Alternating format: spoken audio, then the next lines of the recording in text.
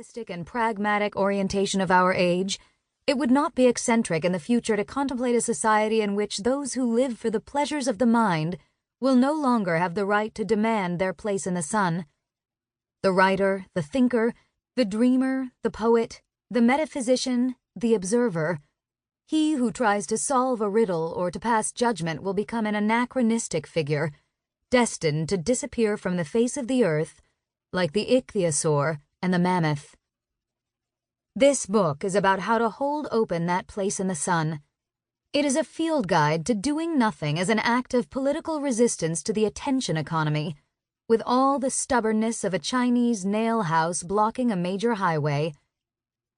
I want this not only for artists and writers, but for any person who perceives life to be more than an instrument, and therefore something that cannot be optimized.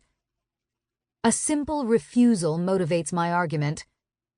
Refusal to believe that the present time and place and the people who are here with us are somehow not enough.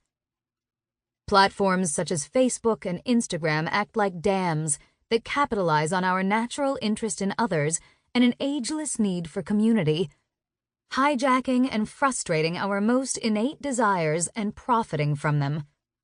Solitude, observation, and simple conviviality should be recognized not only as ends in and of themselves, but inalienable rights belonging to anyone lucky enough to be alive.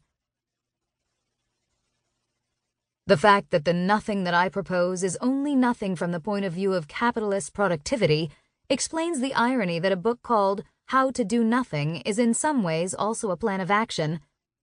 I want to trace a series of movements. 1. A dropping out, not dissimilar from the dropping out of the 1960s. 2. A lateral movement outward to things and people that are around us. And 3. A movement downward into place. Unless we are vigilant, the current design of much of our technology will block us every step of the way, deliberately creating false targets for self-reflection, curiosity, and a desire to belong to a community. When people long for some kind of escape, it's worth asking, what would back to the land mean if we understood the land to be where we are right now? Could augmented reality simply mean putting your phone down? And what or who is that sitting in front of you when you finally do? It is within a blasted landscape of neoliberal determinism that this book seeks hidden springs of ambiguity and inefficiency. This is a 4-course meal in the age of Soylent. But while I hope you find some relief in the invitation to simply stop or slow down, I don't mean this to be a weekend retreat or a mere treatise on creativity. The point of doing nothing, as I define it, isn't to return to work refreshed and ready to be more productive, but rather to question what we currently perceive as productive. My argument is obviously anti-capitalist, especially concerning technologies that encourage a capitalist perception of time, place, self, and community. It is also environmental and historical. I propose that rerouting and deepening one's attention to place will likely lead to awareness of one's participation in history and in a more than human community. From either a social or ecological perspective, the ultimate goal of doing nothing is to wrest our focus from the attention economy and replant it in the public, physical realm. I am not anti-technology.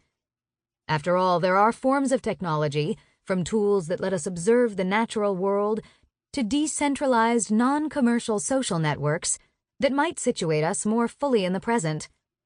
Rather, I am opposed to the way that corporate platforms buy and sell our attention, as well as to designs and uses of technology that enshrine a narrow definition of productivity and ignore the local, the carnal, and the poetic.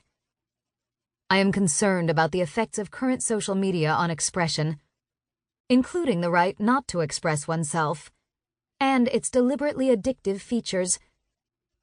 But the villain here is not necessarily the internet or even the idea of social media. It is the invasive logic of commercial social media, in its financial incentive to keep us in a profit. To keep listening to this audiobook for free, click the link in the description.